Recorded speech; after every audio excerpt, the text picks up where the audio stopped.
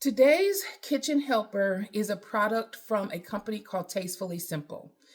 If you are not familiar with Tastefully Simple, it is a direct sales company that sells basically their entire platform is kitchen helpers. So things like seasoning blends, bread mixes, dip mixes, drink mixes, even soup starters, and there's a myriad of other things. I highly recommend you click on the link that's attached in this video and just kind of peruse through what Tastefully Simple has and make a purchase for yourself and try it out, especially if you've never tried it before. So today we're going to use the creamy chicken and rice soup starter, and that is this product right here, okay? I am going to embellish this product with milk and cooked diced chicken. So I'm going to take this creamy wild rice soup mix and turn it into creamy chicken and wild rice soup. I've done this several times. It makes a fantastic soup. The addition of the milk creates a creamier texture, a thicker broth on the soup.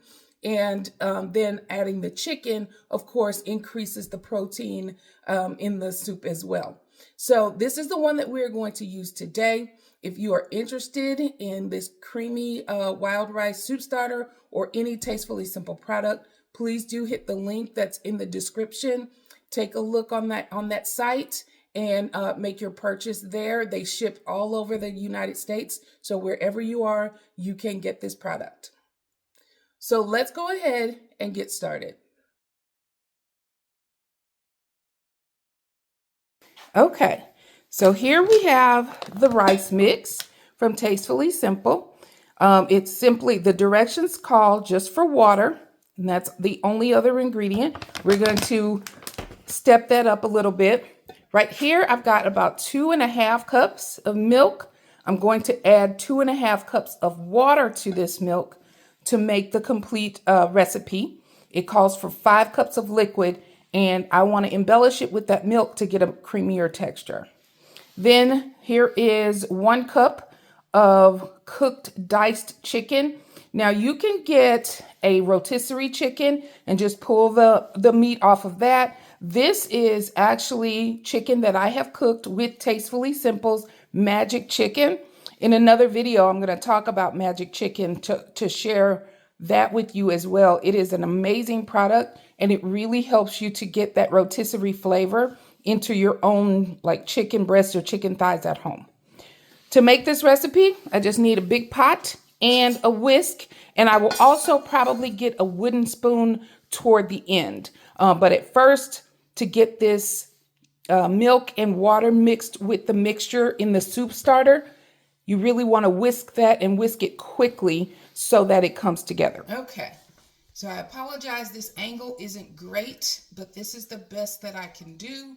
I am going to have to look into getting some better video equipment so I can get a better angle of the food. But I wanted you to be able to see what's going on in this pot. So to this pot, I've got it on about medium heat.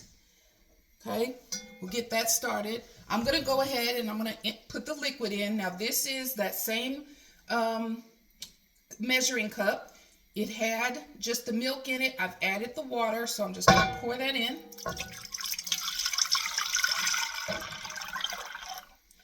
Of course, I spill a little bit, always do, and that's okay.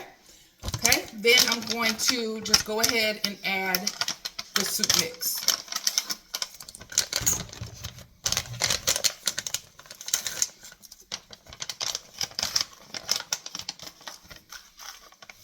Now this is the part where you do have to give this a little bit of attention at first, because what you want to do, hopefully that noise isn't bothering you too much, but what you want to do is get this all mixed in so it is blended together very well.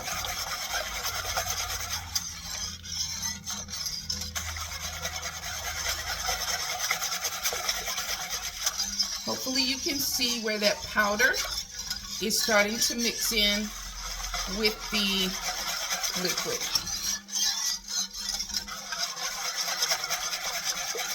This is better done with a whisk because you can, it's almost like you're aerating it a little bit and getting that powder to mix in.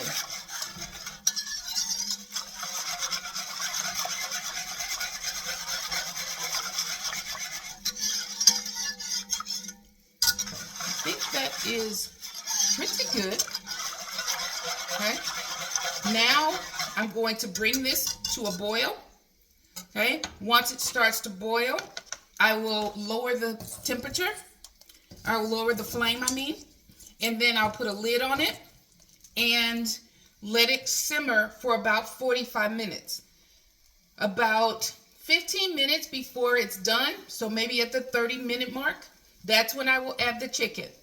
My chicken is already cooked, so I don't want to put it in now because that would cause it to overcook, and that's not what I want. So at about 15 minutes before it's time to stop, I will add the chicken, put the lid back on, keep it at low because I just want to heat that chicken back through and get it blended with all of the seasonings that's in the soup starter. Okay, I'm not sure if you can see it very well, but my mixture here has started to come to a very, very small boil. Now, one difference with this being milk being in here, you don't want it to come to a violent boil because milk will scorch very, very quickly and easily. So this is enough boiling for me. So now I'm going to turn my heat off. Down.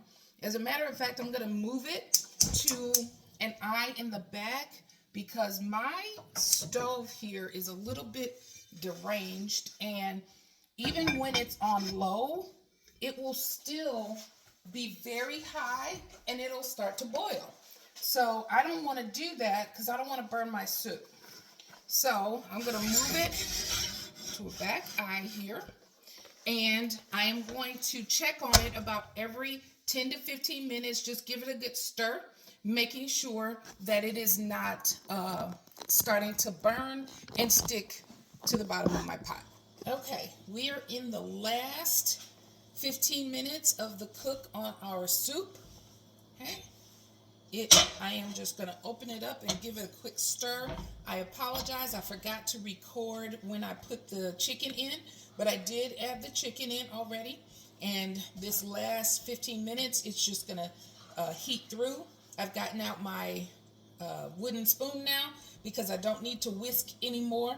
Plus, whisking at this point would probably mean the rice and chicken gets caught on the inside of the whisk, and then I'd have to bother with trying to fish that out.